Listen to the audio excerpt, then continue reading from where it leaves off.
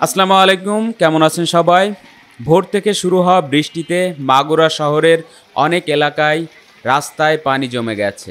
এতে দুর্ভোগে পড়েছেন ঘর থেকে কাজে বের হওয়া মানুষ। অনেক এলাকায় রাস্তায় হাঁটু পানি, আবার কোথাও পানি কোমর পর্যন্ত। আজ শুক্রবার আবহাওয়ার পূর্বাভাসে বলা হয়েছে খুলনা এবং বরিশাল বিভাগে দু এক জায়গায় অস্থায়ীভাবে দমকা হাওয়াসহ হালকা থেকে মাঝারি ধরনের বৃষ্টি হতে পারে। মাগুরা শহরের কিছু কিছু এলাকায় বৃষ্টির পানিতে তলিয়ে গেছে। টানা বৃষ্টি হলে প্রায় বিভিন্ন এলাকায় রাস্তাঘাট ও নিচু এলাকা তলিয়ে যাওয়ার ঘটনা ঘটে। এতে করে জনজীবনের ভোগান্তি বাড়ে এবং চলাচলের সমস্যা হয়। বৃষ্টির কারণে এলাকা প্লাবিত হওয়ার ঘটনা নতুন নয়। প্রায়ই শোনা যায় ভারী বৃষ্টিপাতের ফলে শহরের বিভিন্ন জায়গায় পানি জমে যায়, বিশেষ করে নিচু এলাকাগুলো দ্রুতই তলিয়ে যায়। এতে করে রাস্তাঘাটে চলাচল করা কঠিন হয়ে পড়ে। বিশেষ করে যারা পায়ে হেঁটে চলাচল করে তাদের বেশি দুর্ভোগ। অনেক সময় রিক্সা বা অন্যান্য যানবাহনে চলাচল করেন তাদের জন্যই বেশি সমস্যা হয়।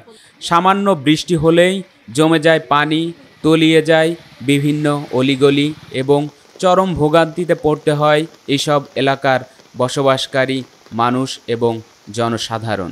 রাস্তার দুই পাশে দোকানপাট এবং বাড়ি উঁচু হয়, পানি নিষ্কাশনের কোনো ব্যবস্থা না থাকায় সামান্য বৃষ্টি হলেই বিভিন্ন সড়কে জমে যায় পানি। পৌরসভার প্রধান প্রধান সড়ক এবং বাজারের পানি জমে থাকায় ব্যবসায়ীদের ভোগান্তিতে যেন চরম আকার ধারণ করেছে।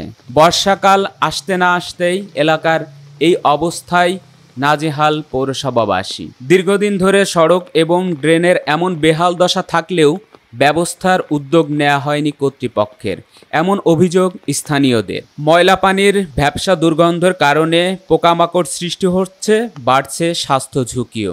এই নাজুক অবস্থার মধ্যে দিয়ে এলাকাবাসীর জোর দাবি সরকারের কাছে যাতে দ্রুততম সময়ের ভেতরে এই যে সমস্যাগুলোর ভেতর দিয়ে এলাকাবাসী এবং জনজীবনের দুর্ভোগ সৃষ্টি হচ্ছে, এটা যেন খুব দ্রুততম সময়ের ভেতরে এই পানি নিষ্কাশন ব্যবস্থা এবং ড্রেনের ব্যবস্থা করে দেওয়া হয়, যাতে করে মাগুরা ৭ নং ওয়ার্ডবাসীর জনজীবনের স্বস্তি ফিরে আসে। অনেক অনেক ধন্যবাদ ভিডিওটি শেষ পর্যন্ত দেখার জন্য এবং আমাদের পরবর্তী ভিডিও দেখার জন্য আমাদের সাথে থাকুন।